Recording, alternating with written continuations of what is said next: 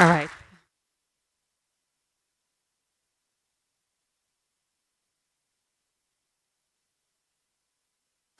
That doesn't sound convincing.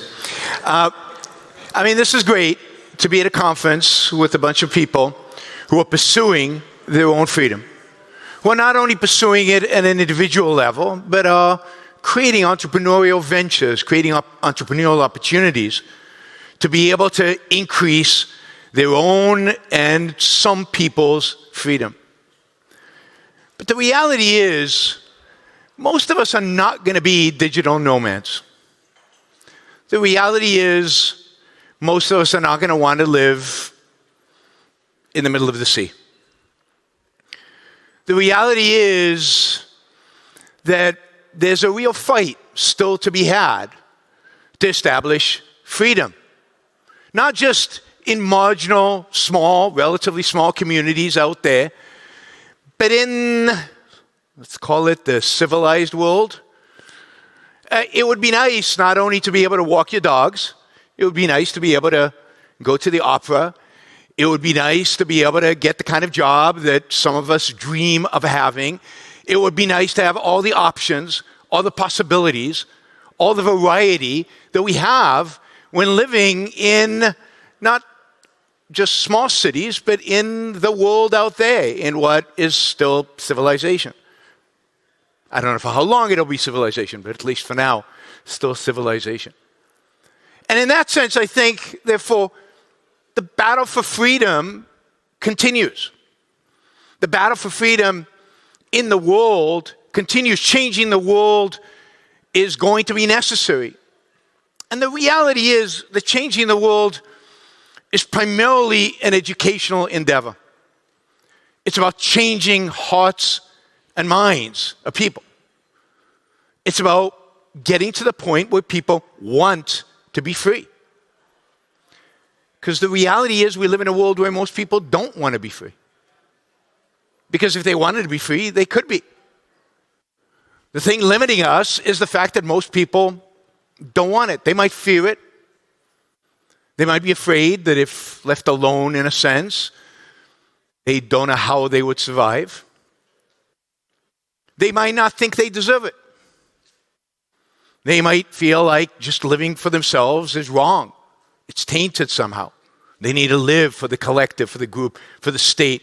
Nationalism is on the rise as we're all now, being our politicians are demanding more and more of our sacrifice for the state, for the nation. Because that collectivistic tendency is on the rise again in the world in which we live.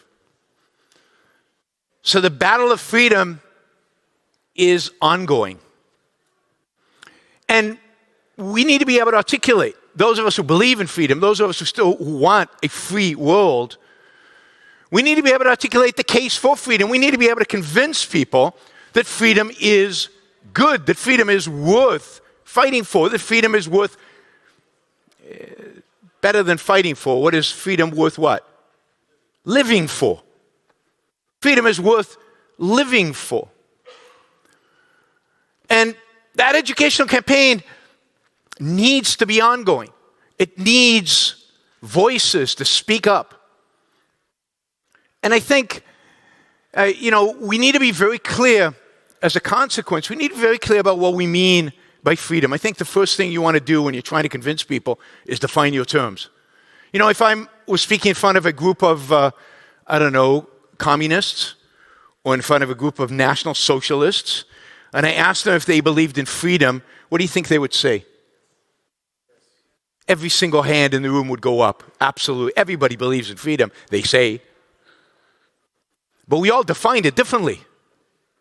So how we define freedom is really, really important. Now, for some, it's doing whatever you want to do, whatever you feel like doing. Is that freedom? Some people feel like jumping off of buildings and flying, and it doesn't quite work, and then they resent the fact that they're not free, and you've got whole philosophies built in the idea that we're inherently not free because we can't do whatever we feel like doing. Reality doesn't adjust to us. We have to adjust to reality. So what we mean by freedom is really important. And the question of why do you want to be free is really, really important. Why is freedom important? So what is freedom? I mean, I think the right definition of freedom is a state in which you can pursue your values based on your rational mind, based on reason, free in the absence of coercion, in the absence of force, in the absence of an authority telling what you can and cannot do. That is a proper definition of freedom, which unfortunately most of the world does not share. So you being able to pursue your rational values based on your capacity to reason, free of coercion, free of force, free of authority. Authority of the state, authority of the church, authority of anybody who can put a gun, the equivalent of a gun, to your forehead and demand obedience. Now, that definition of freedom depends on a number of things. If you believe, for example, as many do, that human beings do not have the capacity to take care of themselves, that reason is a fiction, that we cannot achieve anything real in our lives, that truth is actually comes from revelation, or truth comes from authorities. Then if you leave people free of authorities, what are they going to do? How are they going to survive? How do they exist? I mean, 250 years ago, people believed that they had no access to truth. Where did truth come from? Ancient books, maybe the Bible, maybe the ancient Greeks, which they treated as the Bible.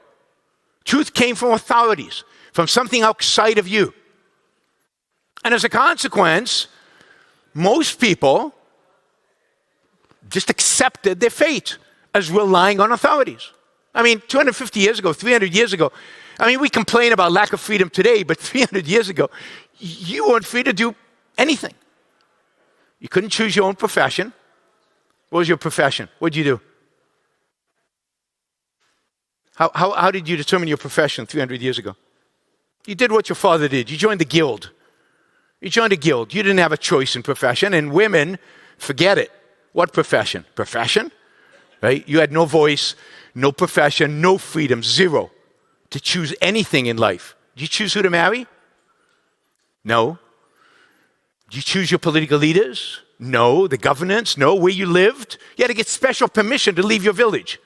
And very few people left their village.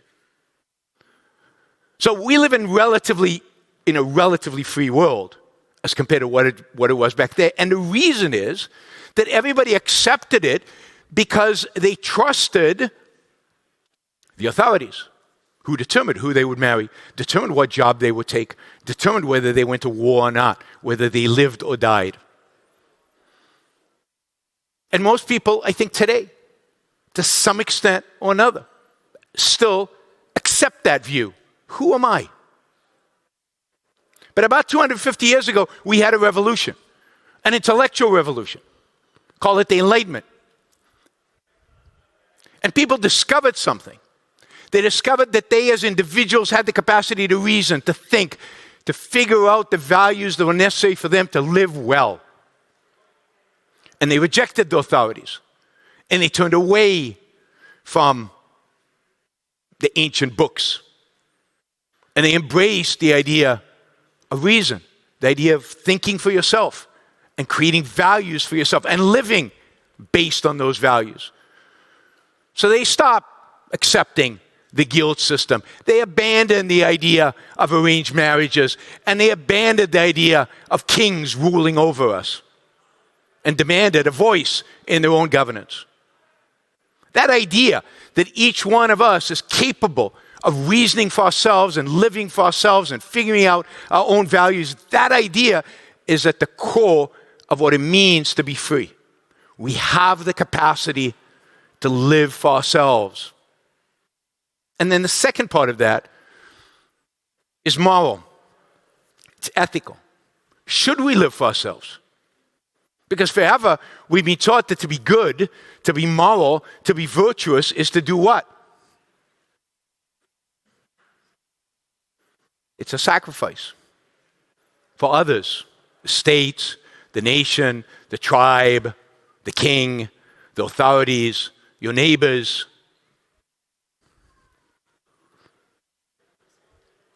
But why?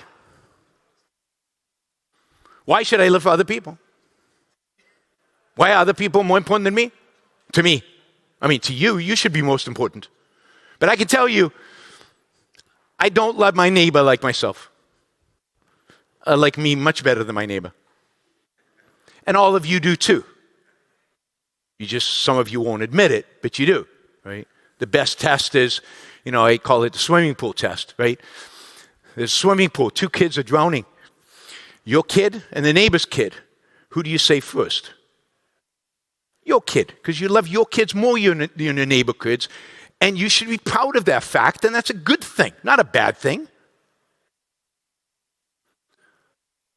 See, one of the things that came out of the Enlightenment, but it was fleeting, was the idea that each one of us has the capacity to choose our values, has the capacity to live, has the capacity to create, to build a life, and we're each deserving of it.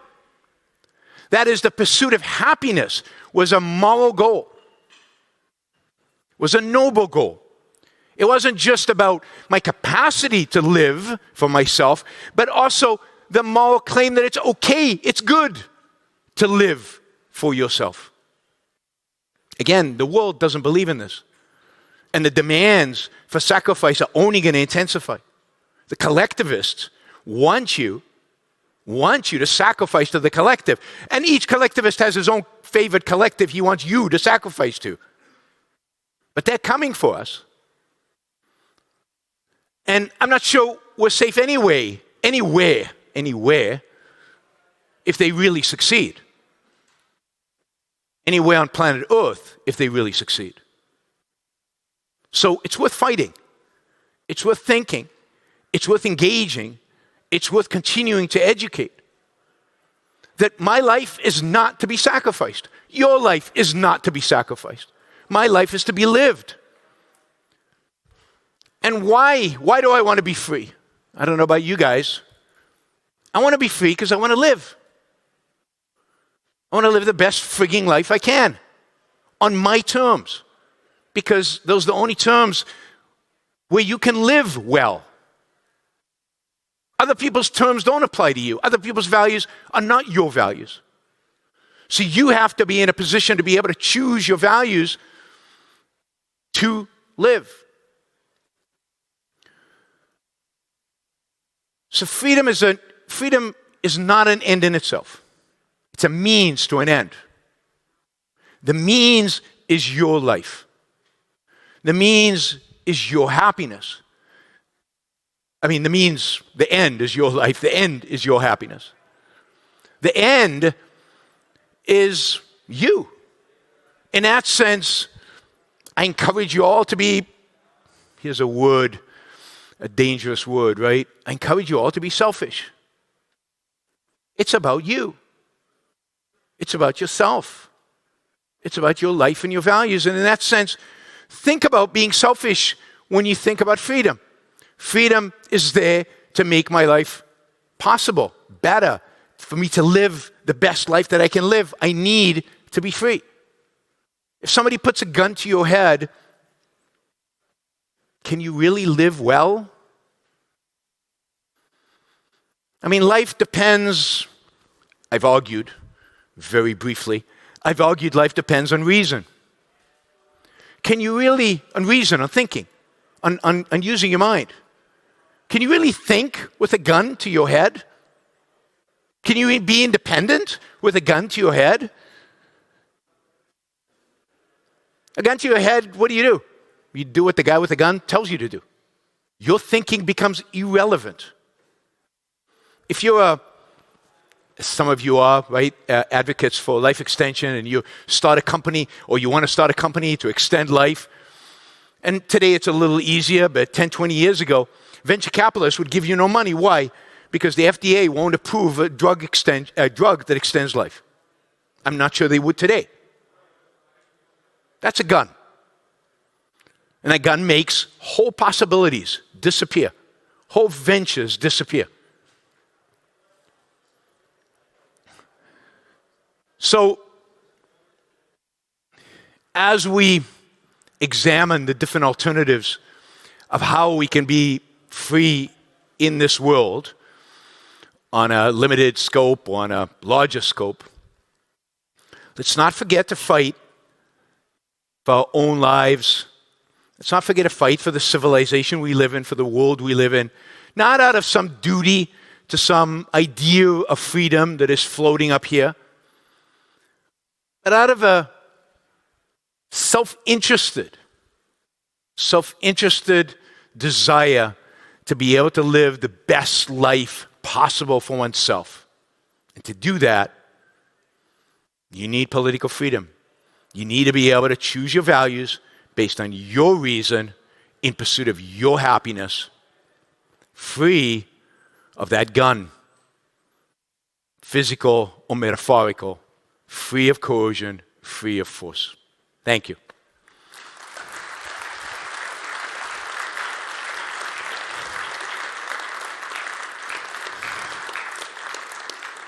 So we have some time for questions on anything. We got one here.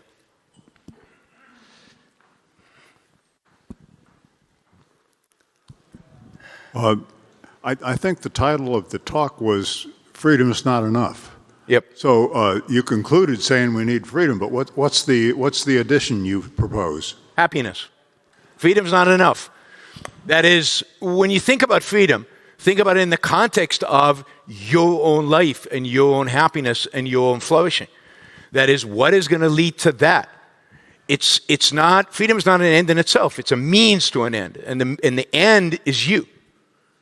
You know, and human flourishing is what we're aiming at, not freedom as an end.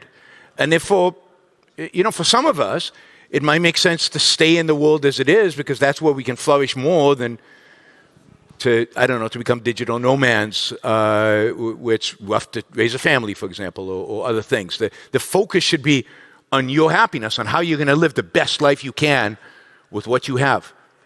And at the same time, try to make the world around you as free as possible because we know that expands the boundaries of how much you can flourish, how happy you can be, how many values you can pursue.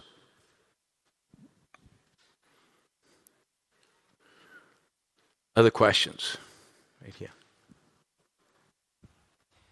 So I hear you talking about this aspect of physical autonomy as freedom. I'm curious your perspective of the freedom that comes in communion with the divine. What about the spiritual freedom? So I don't know what the divine is. So I don't know what you're communing with, but you know I don't think there's such a thing as spiritual freedom, or if there is such a thing as spiritual freedom, is to break away from dogma and to break away from authorities. To me, what is spiritual is anything of the mind. Anything of consciousness is spiritual. It doesn't require any other being to exist, and it certainly requires. Again, the freedom requires me to break away from dogma and break away from authorities that tell me, you know, how to live spiritually. So to me, spiritual means, my spiritual experience is experiencing art as a spiritual experience. Thinking to a large extent is a spiritual experience. But again, I don't know what the divine even means.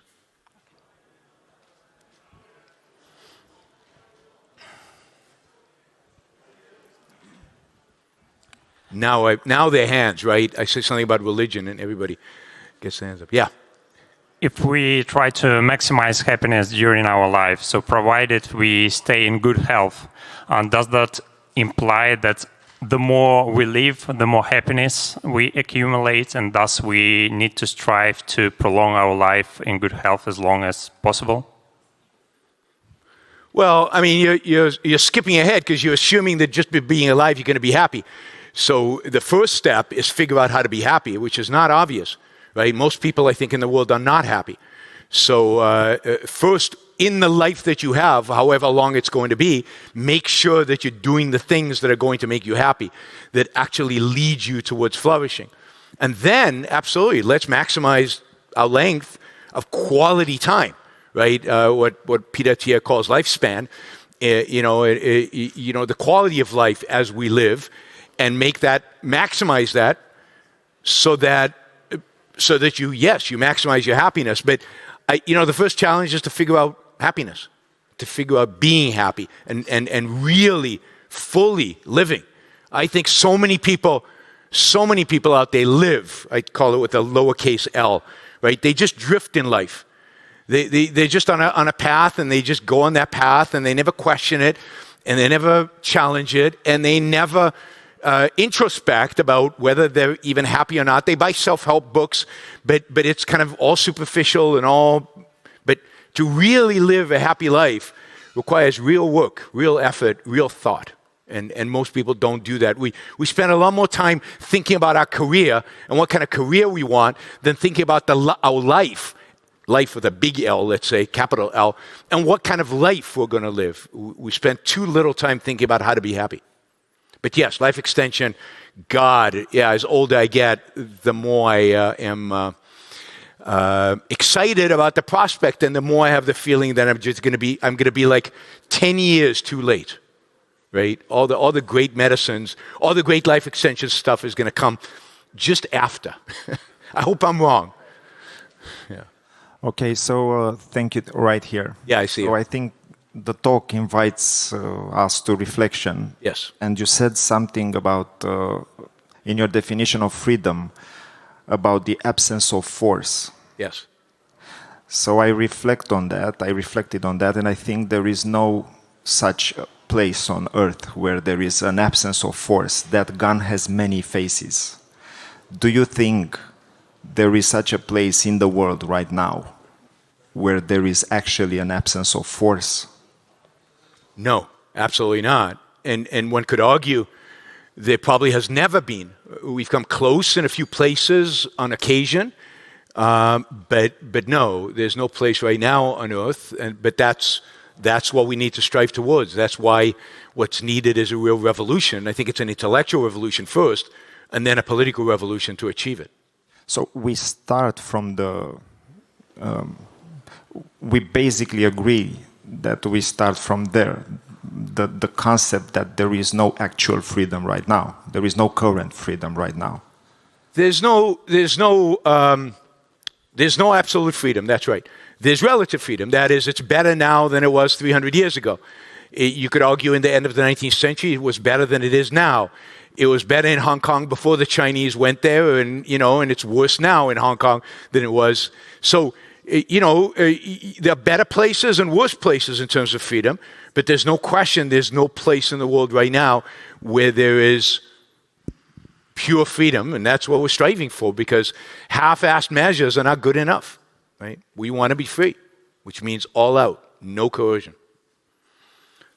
Do you have a question? One more question. I thought you had your hand up.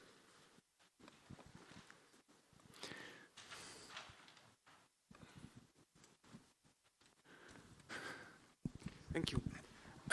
Why happiness and not just will? Why limit the goal to that of which the consequences you yourself can experience, rather than anything you could possibly decide to want?